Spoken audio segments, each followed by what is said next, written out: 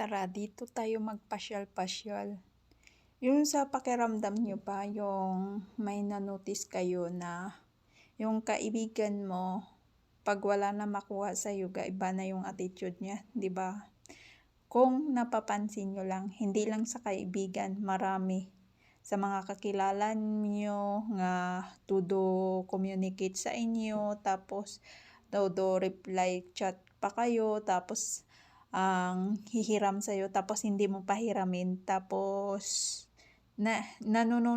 na-notice mo na iba yung pakitungo niya sa'yo, yung feeling na hindi siya nangangamusta na kasi wala siya kasing makuha sa'yo, paano paano paano niya kakamustahin kasi hindi mo siya papahiramin, magalit siya kasi gusto niya maghiram sa'yo tapos ayaw mo pagbigyan kahit meron ka, 'di ba?